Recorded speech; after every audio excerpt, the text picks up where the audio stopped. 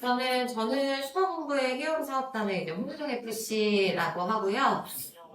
아무래도 재능기부다 보니까 저차원이신 분들이 조금 많이 들어오는 걸로 알아서 저차원 분들한테 좀 어떤 게 도움이 될까 고민을 하다가 아무래도 지금 시작한 지 얼마 안 되셨고 지인분이나 아니면 이관분들 이렇게 만나 뵀었을 때 이미 보험을 갖고 계신 분들이 있고 사실은 생명보험보다 손해보험사 쪽의 보험을 유지하고 계시는 지인이나 가족분들, 부모님, 친인척들이 훨씬 더 많기 때문에 손해보험에 대한 장점도 분명히 알아야 하고 생명보험에 대한 장점을 분명히 알아야 하기 때문에 그래야 여러분이 뭔가를 제안하고 설계를 하고 뭔가 그 다음 스텝으로 갈 수 있어서 그런 부분에 대해서 조금 알려드릴까 하고 준비를 좀 했습니다. 혹시 지금 5차월 미만이십니다. 거의 다 5차월 미만이시고 왜 들어오셨어요? 듣고 싶었어요. 갑자기 좀 불안스러운데 10차월 미만, 5차월 이상, 10차월 미만. 그러면 12차월 이상이신 분, 한 분, 두 분, 네, 이렇게 저는 기본 베이스다, 아주 기초적인 부분으로 조금 포커스를 맞춰서 가져가도록 하겠습니다. 생명보험과 손해보험은 아시죠? 네. 가장 큰 차이가 뭘까요? 이름이 다릅니다. 아, 네, 이름이 다릅니다. 네. 맞습니다. 또 뭐가 다를까요? 보장 기간? 보장 기간. 맞습니다. 네. 우리 저차월이신 분들 중에 한 분만. 생명보험이랑 손해보험이랑 뭐가 다를까요? 여러분들은 왜 GA에서 모든 상품을 취급할 수 있는 쪽으로 안 가시고 이제 생명보험사 쪽에 들어오신 이유가 뭘까요? 그럴 때는. 요런 근본적인 걸 조금 아셨으면 해가지고 합니다. 가장 대표적인 그룹이 있죠. 우리나라에서 가장 유명하고 잘 나가는 그룹입니다. 이 삼성에서 삼성생명과 삼성화재가 따로 있어요.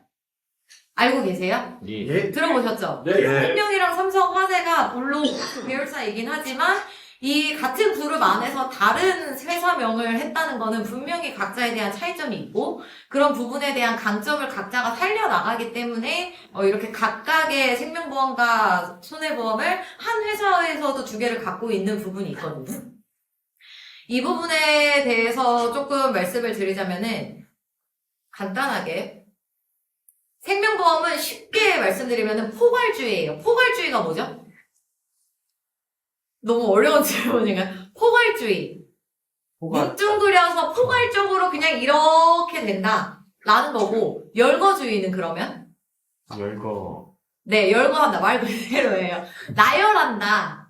하나씩 나열한다 라는 부분이에요. 그래서 이 부분에 대한 기본적인 개념은 조금 알고 계시면은 고객님들을 만났을 때 고객님들이 화재보험에 대한 어떠한 상품을 갖고 있고 어떠한 특약들을 있는 거를 보았을 때 이런 부분에 대한 인식이나 여러분들이 기본적으로 탑재되어 있어야 된다라고 저는 좀 생각을 했고요. 생명은 말 그대로 사람에 대한 손해입니다. 과거에는 손해보험과 생명보험이 서로의 영역을 침범을 할 수가 없었어요.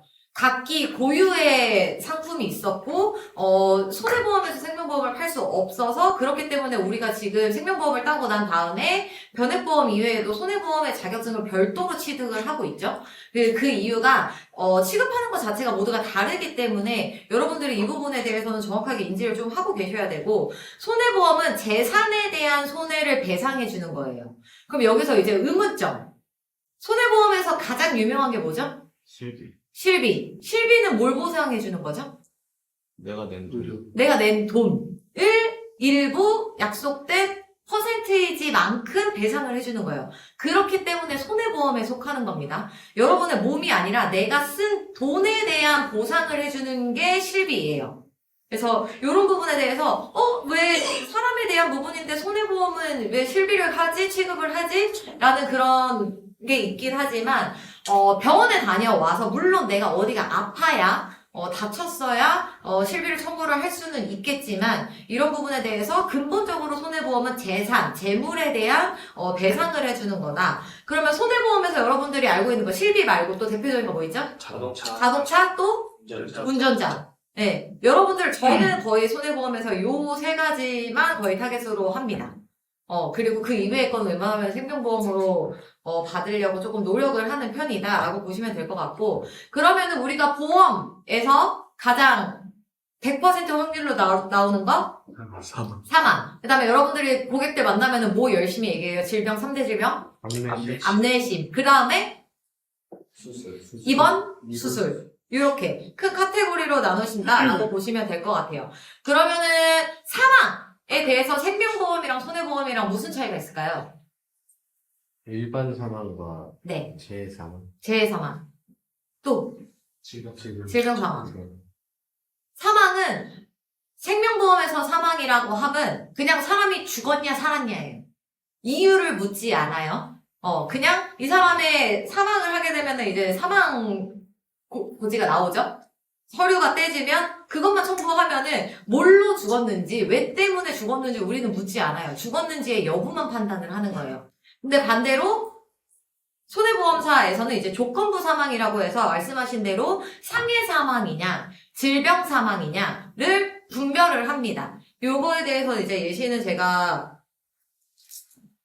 가장 조금 뉴스에 많이 나왔던 이제 고 배우님, 고 배우님, 이제 지금은 이제 안 계신 저희 엄청 이제 연기를 잘하셨던 배우님이 계신데 혹시 이 사건 알고 계세요? 네. 어떻게 돌아가셨는지 알고 계세요? 네. 네.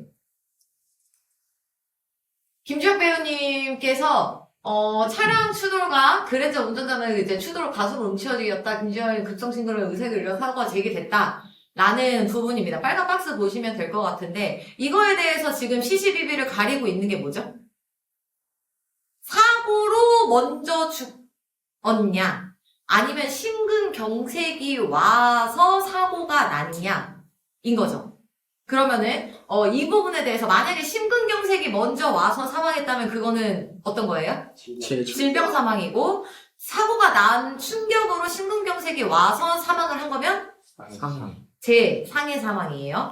그래서 이런 거 같은 경우에는 사실은 부검을 해야만 청구를 할 수 있는 부분이고 만약에 부검을 한다고 하더라도 명백하게 100% 이거는 심근경색이 먼저 왔습니다 라고 단정 짓기는 좀 어려워요. 왜냐면은 사고가 나고 나서 한 20분, 30분 뒤에 심근경색이 와서 한 게 아니라 정말 찰나의 순간으로 뭐가 먼저였느냐의 시시비비를 가리기 때문에 그래서 저는 이제 이관 고객님들을 좀 만나면은 보통 뭐 엄청 많이 갖고 계시죠? 주계약으로? 재해 사망, 상해 사망 엄청 많이 갖고 계시죠? 그럼 저는 물어봐요. 혹시 직업이 고위험 직군이실까요? 사망에 대한 아니면은 뭐 공사장의 현장에서 계속 일을 하시거나 장시간 운전을 하셔가지고 교통사고에 대한 노출 빈도가 일반인들보다 조금 더 많이 노출이 되어 있으실까요? 를 여쭤봐요. 이걸 여쭤보는 이유는 뭐예요? 왜 여쭤볼까요? 그만큼 힘들다. 네. 힘들이 낮다. 갈아타기도 맞습니다. 갈아타기도 맞아요. 교통사고라는 부분, 이제 그런 부분에 대해서 뉴스에 많이 나오죠. 뉴스에 많이 나오는 거는 우리가 주변에서 아주 흔하게 시시때때로 일어나는 일들이 나올까요? 아니면은 확률적으로 뭔가 드문 상황이고 극한의 상황인 게 뉴스에 나올까요? 그래. 근데 보통의 사람들은 뉴스에 나오는 게 교통사고로 인한 사망을 나오기 때문에 교통사고 그래 그렇게 죽으면 안 돼를 조금 더 많이 걱정합니다. 근데 그런 부분에 대해서 한번 언급을 해주시는 게 저는 좋아요. 재해 사망 물론 필요합니다. 언제 어떠한 사고가 날지 모르지만 근데 선생님께서도 꼭 사고로 돌아가실 것 같으세요? 선생님께서 오랜 시간 장수하시다가 운명을 다하시는 시간이 되실 수도 있으시고 노후에 지금 유병장수 시대이다 보니까 노후에 질병을 앓다가 유고하실 수도 있고 물론 선생님께서 잘 준비하신 대로 재해로 인한 사망으로 돌아가실 수가 있습니다. 근데 이렇게 확률적으로 본다라고 하면은 재해 사망 같은 경우에는 3%고요. 질병 사망 같은 경우는 80%고 일반 사망 같은 경우에는 100%입니다. 선생님께서 3%에 이렇게 국한돼서 그 높은 금액을 측정하신 이유가 있으실까요? 를 물어봐요. 사실은 상해 사망 같은 경우에는 이렇게 나도 얼마 안 돼요. 주계약, 보험료, 납입이 얼마 안 돼서 그냥 아무 생각 없이 그냥 그 사람들은 드는 거거든요. 그 밑에 특약을 가입하기 위해서. 이거에 대한 사실은 이걸 깨고 받지는 않아요. 일반 사망에 대한 준비가 필요하다라는 거를 인트로부터 준비하고 그 고객이 무의식적으로 인식할 수 있도록 언급을 해주는 거다라고 인식을 하시면 좀 좋으실 것 같아요. 반대로 간혹 가다가 이제 좀 공격적이신 분들은 선생님 이거 재해상황 어차피 못 받으세요? 뭐하러 이렇게 많이 하셨어요? 이렇게 약간 부정적인 단어로, 왜냐면 좀 공격적으로 일반 상황을, 왜냐면 제 상황을 어떻게든 까서 일반 상황으로 갖고 와야 된다는 생각을 갖고 계신 분들이 있고, 조금 더 전투적으로 하시는 분들은 그런 경우가 있는데, 그렇게 언급할 경우에는 고객들께서 처음에 그 얘기를 들으면 기분이 어때요? 나빠요. 왜 오자마자 나한테 시비지? 내가 한 거 아닌데? 약간 이런 느낌이 들거든요. 그래서 그런 부분에 있어서는 여러분들이 이렇게 우회적으로, 어쨌든 생명보험의 꽃은 뭐예요? 여러분들의 수입의 꽃은 뭐죠? 종신입니다. 그래서 이런 부분에 대해서 언급을 계속해서 해주시는 게 좋아요. 이런 부분이 사실은 어려운 내용이 아니거든요. 엄청난 지식이 있어야 되는 부분도 아니고 이러한 교통사고로 인한 상해 이러한 뉴스거리 몇 가지만 찾아보시면은 고객님들도 전부 다 뉴스나 아니면은 요즘에 핸드폰으로 전부 다 인지를 하시고 스쳐 지나가나마 이렇게 들어본 적이 있는 이슈들이기 때문에 여러분들께서 이런 부분에 대해서는 조금 인지를 하고 계시면은 좋을 것 같아요. 그 다음에 이제 3대 질병입니다. 과거에는 명확하게 구분이 되어 있었지만 사실은 손해보험이냐 생명보험이냐 진단금으로 싸우면 누가 이겨요? 손해가 이겨요. 왜 이겨요? 싸서. 과거에는 사람에 대한 근본적인 목적으로 하다 보니까 생명보험의 보험료가 조금 더 높게 측정이 되는 부분이 있었고, 손해보험에서는 비교적 생명보험보다 보험료가 저렴하게 측정되는 부분이 있어서, 많은 분들이 어차피 동일한 진단금이면 당연히 저렴한 비용을 드리는 게 현명한 선택인 거죠. 고객들 입장에서는.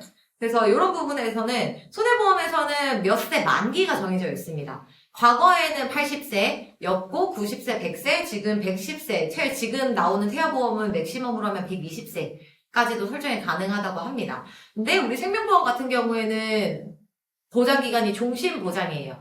따로 다르게 얘기하면은 보장기간이 살아있을 동안은 없어지지 않는다라는 부분인 거죠. 손해보험에서도 110세, 120세 만기로 설정을 할 경우에는 저희랑 금액대가 차이가 나지 않아요. 그래서 이런 부분도 세 만기가 있다. 손해보험에 대한 고객님들이 보험을 가지고 있을 경우에는 몇 세 만기가 되어 있는지를 여러분들이 꼭 체크를 하셔서 이 부분도 언급을 해주시는 게 좋다라는 부분인 거고요.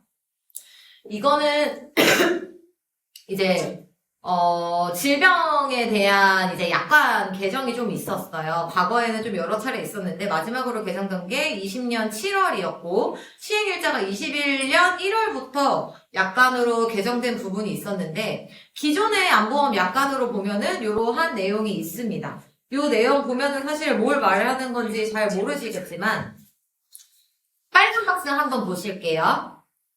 약관의 규정은 악성신생물로 분류되는 질병은 7차 한국 표준 어쩌고저쩌고 해가지고 다음에 적은 질병을 말합니다. 하면서 쭉 이제 암에 대한 분류 코드랑 이제 종류가 좀 나와 있어요. 이런 부분에 있으면 여러분들 청구하시거나 하면은 꼭 이 우측에 분류 코드 봐야 되는 거 알고 계시죠? 청구가 되는지 안 되는지, 암 같은 경우에는 C코드고 혈관 같은 경우에는 I코드가 나와야지 진단금이 지급이 된다. 이 부분은 참고로 알고 계시면 될 것 같고, 그러면은 20년 7월부터 공표를 해서 21년 1월부터 변경된 약관은 어떻게 되어 있느냐? 위에 빨간 박스 보시면 돼요. 밑에 있는 이 분류 코드는 거의 동일합니다. 변경이 없어요. 근데 그러면은 변경된 부분이 뭐가 안 좋아졌고 뭐가 변경이 됐으니까 제가 말씀을 드리는 건데 밑에 거 보면은 이후 한국 표준 질병 사인 분류가 개정되는 경우에는 개정된 기준에 따라 해당 여부를 판단합니다. 라고 되어 있습니다. 앞부분이랑 뭐가 다른지 혹시 체크하신 분? 우리 고차월 분들 말고 저차월 분들 중에 12차월 미만이신 분들 중에 앞부분과 변경 전과 변경 후가 뭐가 달라졌을까요? 어렵죠? 네. 전혀 모르시겠어요? 이전 사진이 기억이 안 나요. 이전 사진 다시 한번 보여드릴게요. 빨간 박스만 보시면 돼요. 이 전에는 다음에 적은 질병을 말합니다. 로 되어 있어요. 그쵸? 이후 약관에는 개정되는 경우에는 개정된 기준에 따라 해당 여부를 판단합니다. 라고 되어 있습니다. 쉽게 예를 들어 드릴게요. 실비 4세대죠? 네. 우리 지금 4세대까지 왔죠, 실비. 실비 5세대 개정되면 4세대 만기되면 따라가요, 안 따라가요? 따라가요. 따라가죠. 네. 그럼 좋아요, 안 좋아요? 그래서 안 좋아요. 그래서 4세대 개정되기 전에 3세대까지는 여러분들께서 지금 실비를 가입하셔야 됩니다. 라고 해가지고 실비를 엄청 갈았어요. 그 이유는 뭐예요? 4세대에서 지금 급여 항목 자기부담금 몇 %? 15, 자기부담금 급여 항목 4세대 20, 20%, 비급여 항목 30. 30%, 그 이외에 기타 있죠? 4세대 되기 전에 3세대를 빨리 가입하라고 말씀드렸던 이유는 3세대까지는 3세대에서 정한 약관에서 변동되지 않아요. 예를 들어서 뭐 갱신 주기라던가 자기부담금이라는 게 그게 지금 고유 항목으로 남아있어요. 근데 4세대부터는 4세대 이후에 개정된 기준에 따라서 해당 여부를 판단합니다. 라고 나와 있다는 말은 5세대가 만약에 자비부담금이 급여 항목 50%, 비급여 항목 60%가 됐어요. 그럼 4세대 실비 갖고 계신 분들 따라가요? 못 따라가요? 따라가야 되죠. 그러면은 좋아지는 거예요? 고객 입장에서 안 좋아지는 거예요? 안 좋아. 안 좋아지는 거죠. 동일한 거다라고 보시면 됩니다. 그래서 저는 가급적이면은 뭐 깨고 받기 많이 하시는 분들도 있으신데 22년 1월 이적 거는 웬만하면 저는 남겨두려고 해요. 지금 25년이죠? 그쵸? 한 3년 정도 보험료를 납입을 하셨으면은 갈아타기가 우선 첫 번째로 쉽지 않고요. 금전적인 손실 때문에. 그 다음에 두 번째는 여기서 부족한 진단금을 얹으시는 거를 저는 보통은 추천을 드리거든요. 그걸 깨고 받는 게 사실은 훨씬 더 쉬워요. 여러분들께서 조금 더 높은 보험료로, 월납화 보험료로 가져가실 수가 있는데 이런 부분을 알고서 여러분들이 이걸 깨지 않는 이유는요.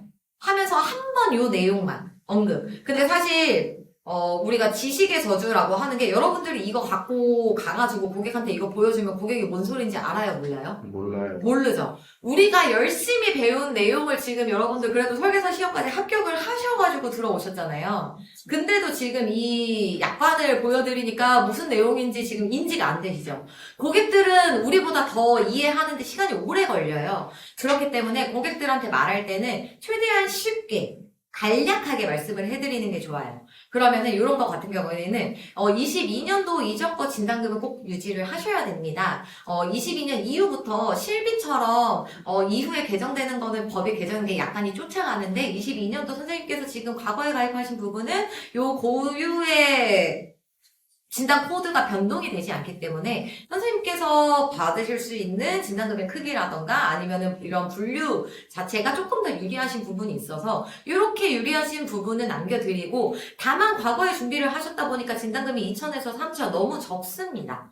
그래서 이 부분에 얹어서 선생님께서 최소한은 5,000, 7,000, 8,000 정도까지는 준비를 해주셔야 됩니다. 라고 저는 이렇게 좀 많이 말을 하는 편입니다.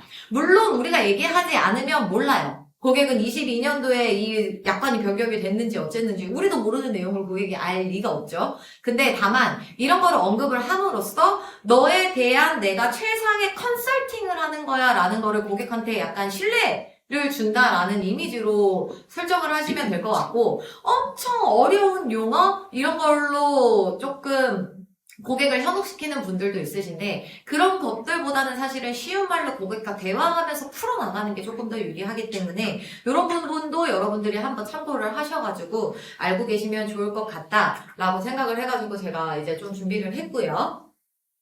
그 다음에 이제 입원 수술입니다. 입원 수술 부분인 건데 우리가 지금 이관 영업하시죠? 예. 이건 옛날에 입원 특약 보시면은 3일초가 4일째부터 지급이 되어 있어요. 근데 우리 회사에서 지금 너무 좋게 변경해준 게 뭐 있죠? 첫날부터 입원 다 되죠. 우리가 원래는 첫날부터가 없어가지고 손해보험한테 입원을 다 뺏겼었어요. 가져올 방법이 없었어요. 근데 회사에서 이제 우리가 손해보험이랑 어느 정도 이렇게 발맞춰 줄 수 있도록 컨셉을 해줘가지고 지금 우리도 첫날부터 가입이 가능하죠. 첫날부터 지급이 가능하고 손해보험부터도 첫날부터 입원비 지급이 가능합니다. 그러면은 이번 부분에서는 우리가 손해보험에 대해서 어떤 부분을 조금 체크하면서 봐야 될까요? 손해보험 입원 특약을 갖고 계시는 분들 중에 첫날부터 입원되는 거 다 똑같으네요. 비용. 비용 우리 비슷할걸요? 비슷합니다. 지금 이거는 제가 약관을 조금 캡처한 부분이어가지고 캡처가 이제 조금 글씨가 깨져 있긴 한데 손해보험에서 임신 관련된 부분 보장이 되나요? 안 됩니다. 안 되죠. 네. 입원 특약, 수술 특약이 따로 있어도 되나요? 이 부분 안 됩니다. 네. 손해보험에서는 이제 보험금을 지급하지 않는 사유예요. 손해보험 약관에 들어가 있는 건데 4번 보시면은 피보험자의 임신, 출산, 산기나 후기 그러나 회사가 보장하는 보험금 지급 사유로 인한 보험금을 지급합니다. 그러니까 100% 손해보험은 무조건 지급을 안 해요 라고 하시면 안 돼요. 근데 다만 확률적으로 우리는 입원 특약, 수술 특약 가입하면은 임신하고 입원하고 출산해서 제왕절개해서 청구하면은 무조건 지급이 돼야 안 돼요? 우리는 됩니다. 네. 여러 가지를 따지지 않고 그냥 됩니다. 근데 손해보험 같은 경우에는 가입 상품마다의 약관을 모두 다 보셔야지 지급이 가능한지 아닌지를 확인을 할 수가 있어요. 근데 젊은 층의 여성분들 한테 이제 세일즈나 이제 이런 부분 할 때는 이런 부분도 충분히 메리트가 있어요. 왜냐면은 임신하고 출산하고 제왕절개를 했었을 때 실비도 안 되는 건 알고 계시죠? 실비 청구도 안 됩니다. 임신 관련돼서는 안 됩니다. 그래서 사람들이 되는 줄 알았어요. 실비 청구는 왜 안 돼요? 라고 오히려 반문하시는 분들이 많아요. 그럴 경우에 선생님 손해보험에서는 약관에서 애초에 임신 관련된 부분, 임신과 출산 관련된 부분은 제외되어 있었기 때문에 그 부분은 조금 법적으로 아예 시스템이 그렇게 되어 있어서 지금이 좀 어렵습니다. 근데 다만 선생님께서 출산하실 때 약간의 보험회사에 대한 도움을 얻고 싶다면은 포괄주의로 운용하는 저희 생명보험사의 입원이나 특약 수술 특약을 가입하실 경우에는 요 정도의 금액으로 자녀분을 만나셨을 때 약간의 보탬이 되실 수 있습니다. 요렇게 언급을 해주는 것도 생각보다 고객들은 내가 암에 걸리면 어떡하지? 보다는 내가 소소하게 청구할 수 있는 거 용종 제거했었을 때, 임신했었을 때, 관절 수술했을 때 이런 부분을 했었을 때 청구를 해야 내가 보험을 잘 가입을 했구나 라고 인지를 하시고 뭔가 보험에 대한 인식이 조금 바뀌시거든요. 그래서 그런 부분에 대해서도 이런 부분은 여러분들이 알고 계셔야 기존에 이제 다음에 추후에 어떤 분들께서 고객님들께서 문의나 아니면 여러분들이 제안을 할 때 조건부가 없는 포괄주의인 부분으로 준비를 하는 것이 맞다 라는 부분을 조금 어필을 해주시면 좋을 것 같고요. 수술 부분도 한번 말씀을 드릴게요. 수술 우선은 열거주의라고 제가 손해보험 말씀을 죄송한데 제가 자켓 좀 벗을게요. 우리 이렇게 에어컨이 안 틀어져요. 수술부에는 손해보험에서는 면책사항과 약관에 대한 각각의 차이가 있습니다. 아까 제가 말씀드렸다시피 입원도 모든 손해보험사에서 지급이 안 된다라는 건 아니에요. 각각의 약관에 대한 약관에 다 차이가 있기 때문에 상품마다의 약관을 전부 다 여러분들이 확인을 해보셔야 된다라는 부분 기억해 주시면 될 것 같고 면책사항은 그럼 무엇이냐 한번 봐드릴게요. 생명보험사에서 수술특약은 동시에 2종류 이상의 수술을 받은 경우라 하더라도 동일한 신체 부위가 아닌 경우로서 의학적으로 치료 목적의 다른 독립적인 수술을 받은 경우에는 각각의 수술금을 지급합니다. 라고 되어 있어요. 쉽게 말하면 뭐예요? 내가 한 번에 관절 수술과 골반 수술과 어깨 관절 수술을 같이 했어요. 어차피 전신 마취를 해야 되는 상황이라서. 그럼 그럴 경우에 수술비 몇 번 지급된다고요? 골반과 어깨 수술 2개를 한 번에 했어요. 2번. 2번. 네. 골반에 해당되는 수술 보험금 지급되고 어깨에 해당되는 수술 보험금 지급됩니다. 라는 내용이에요. 그 다음에 눈, 키, 팔, 다리는 좌우를 각각 다른 신체 부위로 봅니다.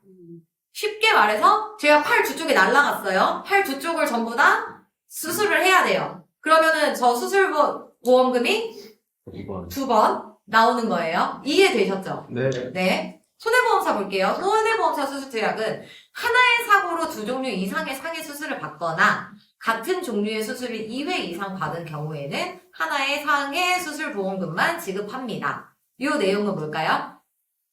교통사고로 제가 골반이랑 어깨가 똑같이 으스러졌어요. 수술을 했어요. 어떤 거 받을 수 있어요? 그다 하나. 둘 중에 하나만 받을 수 있어요. 아무래도 큰 금액을 받으시겠죠? 이해되시나요? 네. 네. 그리고 같은 종류의 수술을 2회 이상 받은 경우에는 하나의 상해 수술 보험금만 지급합니다. 라는 부분은 제가 사고를 받아가지고 팔로 수술을 받았어요. 근데 이게 완치가 안 됐네? 2년 뒤에 다시 수술을 받아야 된대요. 그럴 경우에 지급이 돼요? 안 됩니다. 네. 이런 부분들도 여러분들이 인지를 하고 계시면 좋을 것 같아서 제가 좀 참고하시라고 넣어드렸고, 또 같은 질병으로 두 종류 이상의 질병 수술을 받거나 같은 종류의 수술을 2회 이상 받은 경우에는 하나의 질병 수술 보험금만 지급합니다. 이거 요즘에 가장 많이 청구하는 거 뭐죠?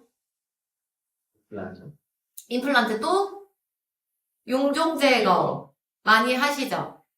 용종 제거 같은 경우에 2번 지급이 한 회에 된다, 안 된다? 안 된다. 안 된다. 우리는 된다. 된다. 이런 부분들도 여러분들이, 물론 손해보험사의 장점은 엄청나게 많아요. 근데 우리가 갖고 있는 장점을 여러분들이 충분히 인지를 하고 계셔야 손해보험사에서 가입한 상품을 만났을 때 여러분들이 기죽지 않습니다.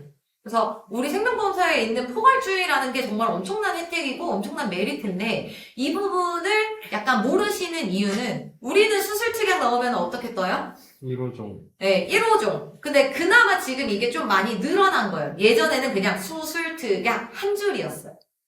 한 줄이었는데 우리 과거 이관들 거 보시면은 뭐 의료비 질병 특약 하나로 2번 수술 담기 아니면은 그 전 버전까지는 2번 특약, 수술 특약 이렇게 한 줄로만 되어 있거든요. 근데 손해보험사에서는 어떻게 나열되어 있죠? 무슨 64대 수술종, 뭐 112대 수술종, 뭐 몇십 대, 200 몇십 몇 대 수술종 해가지고 그 수술 특약만 한 장이 넘어가는 경우도 봤어요, 제가. 그러면은 고객들 입장에서는 어떨까요? 고객들이 봤었을 때 수술 특약 한 줄 있는 걸 더 좋아할까요? 아니면 한 페이지로 114대, 114대, 114대, 64대, 64대 되어 있는 거를 더 좋아할까요? 긴 게. 왜요? 또 많아. 많아 보여서. 맞습니다. 이런 부분에 대해서는 고객들이, 이런 부분에 대해서 고객들이 이렇게 인지를 할 수 있겠구나. 이런 부분에 대해서 내가 고객한테 명확하게 안내를 해드려야겠다라는 부분을 자신감 있게 말씀하셔도 됩니다. 그래서, 또 이렇게 보시면은 될 것 같은데, 아까 제가 말씀드렸던 임신 부분에 대한 면책사항이 들어가 있고요. 손해보험사에 가장 저도 손해보험을 하면서 좀 어려운 점이 이 부분이에요. 우리는 고객이 직업이 바뀔 때마다 고지를 하나요?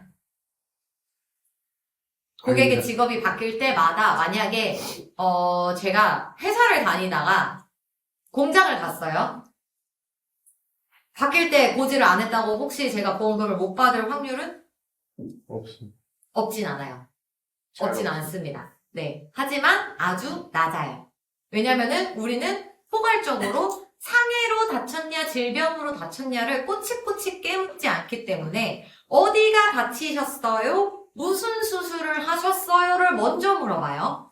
생명보험 같은 경우에는. 근데 손해보험사 같은 경우에는 직무나 이제 이런 부분에 대해서 고지를 안 했을 경우, 그 다음에 가입 당시에 직무가 변경된 이후에 변경 고지를 안 했을 경우, 면책사항이 주어집니다.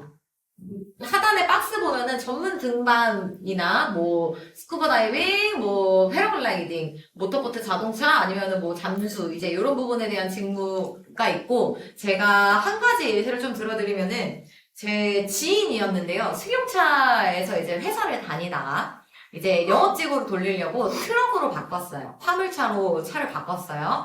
당연히 개인 자동차 플러스 화물 자동차까지 자동차 보험 플러스 운전자 보험까지 별도로 들었습니다. 별도로 들어야 되는 건 알고 계시죠? 네. 네. 근데 그 화물차 중에서도 간판이, 번호판이 노란색이냐 아니냐에 따라서 재가입을 하셔야 돼요. 할증이 붙는다라고 보시면 돼요. 화물차는 인데도 노란 간판이면은 일반 화물이고, 이제 노란 간판일 경우에는 뭐 대형 화물로 취급이 돼가지고, 추가적으로 업그레이드를 시키거나, 왜냐면 뭐 3만원 이었는데, 예를 들어서 그 노란 간판 화물로 바꾸니까 7만원이 되더라고요. 운전자 보험이. 그래서 이런 부분에 대해서 고지를 이거 안 했으면 정말 큰일 났겠다 라는 부분이 있었고, 이렇게 변경될 경우에는 한도에서 차이가 좀 많이 있습니다. 일반 화물 같은 경우에는 예를 들어서 300 정도다 라고 하면은 대형 화물 같은 경우에는 한 1000 정도 됐던 것 같아요. 그래서 보상받을 수 있는 금액의 크기가 달라지기 때문에 고객들이 직업이 변경된 경우 아니면 직무가 변경된 경우 계속해서 수시로 업데이트를 해줘야 하는데, 고객들이 저 이직해가지고요, 제가 직무가 혹시 변경됐는지 확인을 해주실 수 있을까요? 제 직무 변경 코드가 혹시 변동이 됐을까요? 하고 연락이 오나요? 안 오죠. 안 오죠. 그렇다고 우리가 주기적으로 직무가 변경되셨습니까? 직무가 변경되셨습니까? 직무가 변경되셨습니까? 체크하기 쉬워요, 어려워요? 어렵죠. 그래서 이런 부분에 대해서 직무가 변경된 거를 보험 설계사 담당자에게 고지하지 않고 어느 정도 일정 기간을 지나다가 사고가 나서 보험금이 지급되지 않아서 조금 분쟁 사례가 있는 경우도 왕왕 있습니다.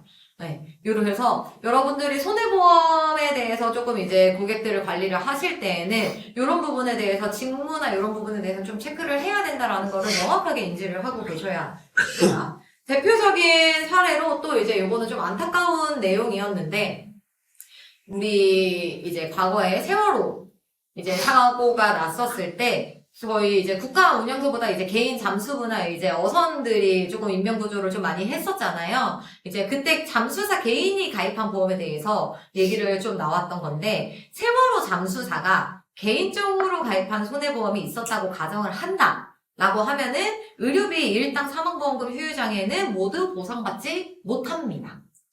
왜죠? 그 약관에 적혀있 예외되는 직무, 직종 코드이기 때문에 아무리 개인적으로 손해보험에 대한 가입을 했더라고 하더라도 처음에 아마 이런 경우에는 직무를 변경을 하신 분이시거나 아니면 애초에 고지하실 때 뭔가에 조금 조율을 해가지고 잠수부라는 직무를 입력하지 않으셨을 경우에 이렇게 개인적으로 보험을 듣고 있었다라고 하더라도 일반 사망보험금부터 휴유장애 아니면 의료비 모두가 지급받지 못하는 사례가 좀 왕왕 있습니다. 그래서 이런 부분도 여러분들께서 꼭 얘기를 하시고, 어쨌든 우리가 고객 관리를 해야 되고 이제 유지를 해야 되잖아요. 이런 부분을 하실 때 손해보험 하실 때는 특히나, 물론 생명보험 받으실 때도 그렇지만 손해보험 받으실 때 강조하셔야 되는 거는 어머니, 아버님, 뭐 친구야, 뭐 누구야 이렇게 하셔가지고 혹시나 업종이나 직무가 변경되실 경우에는 저에게 꼭 말씀을 해주셔야 합니다. 조금 귀찮으시더라도 저한테 꼭 연락을 해주셔야 지금 가입하신 보험에 대한 보장이 필요하실 때 문제가 없습니다 라고 여러분들께서 반드시 말씀을 하셔야 됩니다. 이거를 내가 얘기를 하냐 안 하느냐에 따라서 여러분들이 나중에 그 보험에 대해서 배상을 직접적으로 하냐 아니면 설계사에 대한 의무를 다해가지고 예외가 되느냐, 그 부분에 대한 차이가 있을 수가 있어요. 그래서 이런 부분은 쉽게 간다 하고 넘길 수도 있는 내용이지만, 여러분들께서 손해보험사 쪽에서는 직무 변경에 대한 고지는 조금 내가 예민하게 반응을 해야 되는구나 라는 부분을 조금 기억을 하시면 좋으실 것 같고요. 계약 전 이제 알릴 의무사항 이제 이런 내용입니다. 계약을 해지하거나 보험금이 지급이 제한될 수 있다라는 약관의 내용을 이제 따온 거다라고 보시면 될 것 같고요. 직업, 직무 변경, 피보험자 운전 목적이 변경된 경우, 제가 아까 말씀드렸죠. 개인에서 화물, 화물에서 대형 화물, 그 다음에 운전 여부가 변경된 경우, 이런 경우에는 계속해서 고지 자체를, 직무 자체를 변경을 해가지고 지급을 하고 납입을 해야 된다라는 내용 기억하시면은 좋을 것 같습니다. 우선은 제가 손해보험이랑 생명보험이랑의 이제 큰 틀의 차이점에 대해서 아주 간략하게 좀 말씀을 드렸고, 그래도 뭔가 우리는 종신보험을 팔아야 하지만 손해보험사를 많이 가입하신 상품을 갖고 계신 고객을 보면은 그 부분에 대한 장점이 본인이 뭔가 메리트가 있기 때문에 그렇게 가입을 하신 경우가 있거든요. 근데 과거에는 우리가 덤빌 수가 없었어. 아, 건강은 건강대로 가져가시고요. 어머니 그래도 저축하셔야죠. 어머니 그래도 사망보험금 준비하셔야죠. 이제 이렇게까지밖에 언급이 안 됐었는데 지금은 우리가 손해보험사랑도 상품적으로도 충분히 비교할 수 있어요. 대표적인 거 두 개 뭐죠? 큰 틀로? 원이랑 큐브 있습니다. 원이랑 큐브가 설계하실 때 처음에 조금 복잡하시고 어려우실 수도 있겠는데 손해보험사랑 가장 흡사하게 우리 신한에서 만들어주신 손해보험이랑 한번 겨뤄봐라 하고 만들어주신 상품이에요.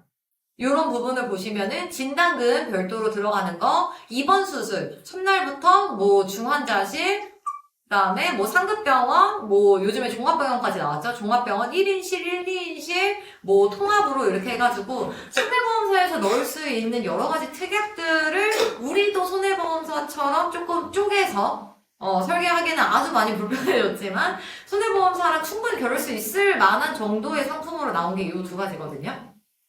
그래서 요거는 사실 뭐 설계를 여러분들이 지금 가장 뭐랄까 쪼이낙 다니시고 아니면 상품 공부하시면서 가장 처음으로 쉽게 접근하실 수 있는 상품 자체가 요거이기 때문에 설계를 이미 해보셨을 것 같아서 제가 설계 화면을 따오지는 않았고요. 이런 부분에 대해서 특약을 하나하나씩 다 눌러보시고 그 상품 설명서랑 이제 요약본으로 출력하셔도 그 하나하나 특약에 대한 안내가 그래도 다 나와 있거든요. 그런 부분을 저는 저한테 질문하는 저희 사업단의 저처울 분들한테 그거 다 클릭해서 한번 읽고 와 라고 저는 얘기를 합니다. 왜냐면은 여러분들이 내 상품이 뭔지 알아야 그 다음에 내가 가입시키고자 하는 고객이 어떠한 상품을 가입한지 알아야 장점과 단점을 비교해가지고 내가 그거에 맞는 솔루션을 제안을 하는 게 저는 설계라고 생각을 해요. 그냥 하나 들어줘. 이거는 설계가 아니라 판매거든요. 제가 생각했었을 때는. 그렇기 때문에 여러분들께서 적어도 우리 회사에 대한 특약은 어떠한 특약이 있는지, 어떠한 범위에 보장이 되는지, 어떠한 강점이 있는지는 충분히 인지를 하시고, 자신감 갖고 나가셔가지고 뭔가 상품 세일즈를 하신다라고 하시면은, 제가 봤었을 때는 손해보험사랑도 충분히 비교하고 고객을 고민시킬 수 있는 이제 내용이다라는 생각 때문에 물론 좋죠. 저도 종신 팔고 싶은데 종신이 생각보다 그렇게 파는 게 기본 보험료나 아니면 당장의 쓸모 여부, 왜냐면 사람들은 내가 죽으면 우리 가족에게 이만큼 줘야지 보다는 내가 지금 아프면 우리 가족에게 더 짐이 되지 말아야지 라는 인식이 지금 훨씬 더 강해졌거든요. 그것들 만나가지고 말씀을 나눠보면은 그러한 인식이 조금 더 많은 편이다 보니까 그러한 걱정, 지금 당장 여러분들이 걱정하시는 질병에 대한 부분을 어느 정도 메이드를 해드린 다음에 관계를 쌓고 나서 그 다음에 여러분들께서 뭔가 추가적인 제안을 이렇게 이끌고 나가시면 좋을 것 같다라는 생각으로 오늘 약간 이제 손해보험과 생명보험의 기본적인 차이, 그 다음에 우리 손해보험에서 물론 뭐 디테일한 특약들 말씀드렸던 걸 대상포진, 우리는 이제 대상포진도 생기긴 했지만 포괄적으로 뭔가 여러분께서 어떤 질병이 어떻게 올지 모르기 때문에 포괄적으로 준비를 하시고, 가족력이라던가 이런 부분에 대해서 걱정되시는 부분은 손해보험에서 골라서 카트에 담으세요. 저는 이렇게 얘기를 합니다. 걱정되는 부분은 또 아무래도 진단금이 좀 커야겠죠? 근데 어차피 우리는 한도라는 게 있잖아요. 당사 한도라는 게 있기 때문에 걱정되는 부분은 손해보험사 쪽에서 그렇게 선생님이 걱정하시는 일부 특약만 가입이 가능하시기 때문에 그런 부분으로 강화를 하시는 용도입니다. 라고 저는 많이 말씀을 드리는 편입니다. 그래서 여러분들도 이런 부분 물론 우리가 생명보험사지만 많이 싸워야 되고 많이 보는 상품 자체가 손해보험사 상품들이 많기 때문에 손해보험에 대해서도 조금 더 관심을 가지시고 어떠한 각각의 장점이 있는지 그 다음에 우리가 이길 수 있는 방법에 대한 부분이 무엇인지 우리 회사의 상품의 장점이 무엇인지 충분히 인지하시고 조금 확신을 갖고 나가신다라고 하면은 여러분들의 그 확신이 고객님한테 전달이 돼가지고 굳이 손해보험사가 아니더라도 우리의 상품으로 고객의 건강 관련된 보장도 충분히 메꿔드리고 준비해드릴 수 있기 때문에 이런 부분들을 조금 강의를 준비를 해봤습니다. 혹시 강의 내용 들으시면서 궁금하셨던 점 있으실까요?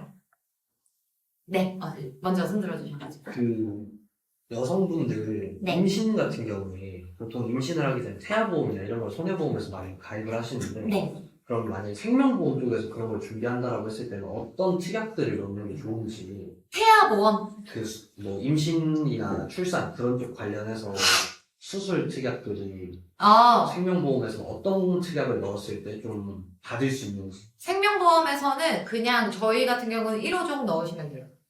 네. 1호종 기본적으로 넣으시면 됩니다. 네. 그리고 이제 좀 부가적으로 말씀을 드리면은 태아보험은 우리가 지금 팔 수 있어요? 아니요. 못 팔죠. 무조건 손해보험으로 가야 되죠. 그러면은 거기에서 넣을 수 있는 거는 저는 최대한 넣어드리거든요. 뭐 이제 산모 보장 특약이라던가 태아보험 같은 경우는 산모 보장과 태아 보장 두 가지로 나뉘어요. 그 다음에 태아가 출산 전, 후로 나뉩니다. 그런 부분에 대해서 전에 받을 수 있는 거, 후에 받을 수 있는 거. 출산 후에 나오는 거는 우리 생명보험이랑 똑같아요. 근데 이제 산모 부분에 대한 부분은 뭐 임신성 고혈압 쇼크라던가 이런 세부적인 특약, 임신성 당뇨라던가 임신 중독 중이라던가 사실 이런 거는 우리 거에는 없어요. 그래서 제가 손해보험에도 충분한 장점이 있다라고 말씀을 드렸던 거는 그런 거는 태아보험 할 때 의무적으로 꼭 넣어주셔야 된다라는 부분도 사실은 보험은 어떻게 설계를 하고 내가 뭘 필요를 하느냐에 따라서 어떻게 맞춰가느냐인 거지 보험 자체가 나쁘다라는 건 아니거든요. 생명보험사에 있다고 손해보험은 쓰레기야 라고 할 필요가 전혀 없어요. 손해보험도 손해보험이 할 수 있는 그들만의 엄청난 장점이 있고 우리가 팔지 못하는 만들어내지 못하는 그러한 세부적인 특약들이 있기 때문에 그게 장점으로 될 수가 있어서 그런 산모 특약 같은 거 저는 좀 많이 넣어드리는 편이에요. 그 다음에 아까 누가 손 들어주셨는데? 네. 그 생보에 종수술이 있잖아요. 네. 근데 손보에도 똑같이 종수술이 있는 경우가 있더라고요. 네. 그럼 이 두 개가 완전 똑같은 건지 아니면 좀 다른 약관에 부분이 따라 있는지. 다릅니다. 약관에 따라. 네. 상해보험, 그러니까 손보에서도 종수술. 근데, 손해보험에서는 종수술이 아니라 질병 종수술, 상해 종수술로 나뉘죠. 그렇기 때문에 약관을 보시면은 임신성에 대한 부분은 제외되어 있습니다. 라고 아까 제가 그 말씀드린 그 화면이 있기 때문에 그래서 손해보험사 쪽에 질병 종수술과 상해 종수술이 있어 어쨌든 우리도 질병이랑 상해니까 똑같은 거 아니야? 라고 생각하실 수 있는데 임신 관련된 부분에서는 손해보험사에서는 우선은 배제하는 경우가 좀 많기 때문에 그 부분은 조금 차이가 없다. 좀 차이가 있다라고 보시면 되실 것 같아요. 이제 저런 걸 다 종합하고 비교해서 이렇게 저희가 포괄주의가 더 좋다 해서 바꾸려고 이제 해요. 네. 만약에 손해보험 걸 해지를 하고 네. 넘어와요. 그럼 그쪽에서 해지 방어가 들어올 거잖아요. 네. 그럼 그때는 어떻게 해지 방어가 어떻게 들어올까요? 예를 들어서 그 계약자분한테 응? 자기가 해지를 방어할 텐데 그럼 저희는 이제 어떻게 해야 되는지. 오늘 강의 내용을 그대로 말씀해 주시면 돼요. 그러니까 분명히 해지 방어가 들어오겠죠. 얘 해지하세요 하진 않을 거예요. 여러분들도 갑자기 누가 와가지고 내 계약 깼다 그러면 이거 가져가세요 할 거예요? 아니죠. 근데 어떠한 해지 방어가 들어올 거냐? 근데 그분들이 명확하게 말할 수 있는 거는 여기서도 질병 종수술 너네 용종 떼면은 이만큼 받을 수 있어. 여기서도 용종 떼면 받을 수 있는 건 똑같죠. 사실은 동일합니다. 근데 이제 거기서 어떻게 밀고 들어올지를 제가 좀 경험을 해보면은 우리는 어쨌든 질병 종수술에다가 그 질병 수술 특약까지 넣어가지고 해가지고 뭐 용종물 받을 수 있는 거를 예시로 든다라고 하면은 맥시멈이 한 70 정도인데 손해보험사에서는 이것저것 넣어가지고 한 100 정도까지 넣을 수 있더라고요. 그래서 그 부분으로 밉니다. 우리가 얘기한 임신 부분은 뺍니다. 그럼 반대로 우리는 뭘 강조를 해야 해요? 임신 부분. 만약에 남성분 같은 경우에는 이제 그런 부분에 대해서 조금 고민을 하셔야 되는 부분인 건데, 선생님, 그 용종 제거 하시는 거를 1년에 한 번씩 납입을 하신다라고 했었는데, 그렇게 모든 특약을 다 가입을 하신다라고 하시면은, 납입하시는 비용 대비라는 부분도 이게 저는 비용적인 것도 조금 많이 해드리거든요. 혹시 용종 매번 제거하시면서 이제 몸으로 조금 이렇게 부수입하시려는 목적이신지, 용종이 이제 대대적으로 좀 많이 나오는 가정이고, 아니면 그 전부터 나와 있었는지, 그 다음에 손해보험 같은 경우에는 보통은 그렇게 하실 경우에 저는 간편으로 많이 들어가는 걸 봤어요. 근데 우리 같은 경우에는 내가 조금 힘들더라도 내가 이거 고지랑 이런 거 잘하면은 부담보 기간이 손해보험보다 우리가 조금 더 유리하게 가져갈 수 있는 방법이 있거든요. 물론 거짓 고지를 하시면 안 됩니다. 근데 손해보험 같은 경우에는 이제 조금 스무스하게 넘어가기 위해서 간편으로 하시는 경우가 많아요. 간편으로 하시게 되면은 한도에서 우선은 조금 걸리게 될 거고, 그 다음에 비용적으로 어쨌든 우리가 또 동일한 비용을 한다라는 설계를 했었을 때 간편으로 들어가면 할증이 붙잖아요. 그래서 비용적으로도 한번 여러분들께서 분석을 해보실 수 있는 여지가 있어요. 남성분들 같은 경우에는 아마 대장이나 직장 쪽에서 용종 제거하신 분들이 좀 많아가지고 그런 부분을 여러분들이 조금 공부를 하시고, 이런 부분 고집을 했었을 때 몇 년 전에 제거하고 몇 번 제거한 사람들은 대충의 몇 년의 부담보가 나온다 라는 거를 인지를 하고 계시면은 손해보험사가 부담보 기간이 좀 더 길어요. 비교해봤을 때. 그래서 그런 부분에 대해서도 근데 선생님 이렇게 하시더라도 선생님께서 지금 손해보험사에서 5년 혹은 7년 동안 부담보 기간을 잡히셨는데 저희 당사로 가져가실 경우에는 3년 이후에는 이제 부담보 할증이 풀립니다. 선생님께서 그래도 2년 동안 한 번 더 이렇게 계속해서 용종이 걱정되신다라고 하시면은 그 기간을 먼저 혜택을 좀 받으시는 게 낫지 않으실까요? 이제 이런 식으로 이렇게 해요. 혹시 또 있으실까요? 제 말이 좀 빠르죠? 네, 제 말이 좀 빠른 편입니다. 예를 들어서 네. 22년도 전에 암진단비랑 이런 걸 이렇게 준비해 놓으면은 그거 외에 이제 특약 삭제를 해가지고 보험료를 낮출 거 아니에요. 네. 그렇게 되면은 거의 웬만한 그쪽 손보 쪽에 집어넣는 게 조혈모세포나 막 각막이식 이런 거 네. 있잖아요. 그러면 대략적으로 이런 걸 특약을 삭제하면 어느 정도 줄어드는지 알 수 있어요? 그거는 증권을 한번 받아보시고 하시면 되겠지만, 조혈모세포, 각막 이식 이런 거는 사실 100원? 100원대예요. 1000원대까지 넘어가는 경우도 많지 않아요. 비싸봤자 2000원 아마 그 원저리일 거거든요. 사실은 그거를 뺀다고 보험료가 많이 줄까요? 저는 사실은 그걸 빼는 걸 주 목적이 아니라 우리 종수술에, 그럼 반대로 우리 종수술에 조혈모세포 이식했었을 때 수술비 나오나요? 네.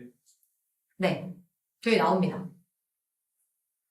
그래서 계속해서 거듭해서 말씀드리는 것 자체가 여러분들이 이미 손해보험에 너무 위축되어 있는 게 느껴져요. 질문 자체가 포괄주의죠. 저희 조혈모세포 이식 종수술에 포함되어 있습니다. 진단비로 엄청 많이 깔려 있었어. 진단비? 어떤 진단? 그게 걸렸다 하면은 그 진단비로 막 한 3천, 5천 막 이런 식. 조혈모세포 그 희귀병에 대해서 그 정도의 준비를 하고 싶으시다 하시면 저는 진단금 냅두세요. 혹시 유전적으로 조금 걱정되시는 부분이 있으실까요? 아니면은 건강상의 건강검진을 했었을 때 그런 기미가 있다라는 부분이 조금 있으셨을까요? 그래서 조혈모세포 같은 경우에는 사실은 확률로 저는 좀 많이 얘기를 하는데 물론 있으면 좋겠죠. 내가 걸리지 안 걸릴지 모르니까, 사람 이름 모르는 거니까요. 근데 조혈모세포 이식을 진단받을 가능성이 높을까요? 암을 진단받을 가능성이 높을까요? 네. 그래서 그런 부분에 이런 부분이 걱정되신다 하시면은 그렇게 3,000 있어도 10,000원 안 넘어가요. 5,000원 미만일 거예요. 조혈모세포 3,000 이 정도 진단금으로도 5,000원 안 넘어가는 걸로 제가 알고 있거든요. 그래서 요 정도가 걱정돼가지고 그럼 3,000원으로 선생님의 3,000만 원에 대한 걱정을 사십시오. 근데 다만 이게 진단이 문제가 아니라 조혈모세포 같은 경우는 이후의 치료와 수술, 입원이 문제입니다. 그런 부분에 대해서 강력하게 그러면은 사실은 초기 중반전뿐만이 아니라 선생님께서는 향후 그렇게 걱정되시는 부분이라면 향후 치료와 재활까지 목적으로 대비를 하시는 게 맞습니다. 이렇게 가셔요. 이때 답변이 좀 됐을까요? 네, 그 얼마 전에 그 가입 도와드린 기고객분이 네. 그 원래 손해 쪽에다가 보험을 많이 들어놓으셨는데 네. 이번 수술만 그 보장을 받고 싶어 하셨었거든요. 이번 수술만. 네, 이번 수술 어떤 경우냐면 그 허리가 원래 좀 안 좋아서 네네. 그런 자기가 이제 보험료 내는 걸 굉장히 싫어하는 사람인데 네. 병원을 자주 가다 보니까 이런 거에서 타먹는 거를 정말 노리고 보험을 그렇게 설계를 하신 분이에요. 네. 통해서. 네. 그래서 뭐 관절풍선 통증 주사 치료라든지 뭐 급여 재활 치료 이런 특약으로 이제 그런 혜택을 네. 뽑아먹고 있는데 그런 사람들의 보험을 해지를 하고 수행마사 그거를 넣을 만한 특약이라든가. 우선은, 네.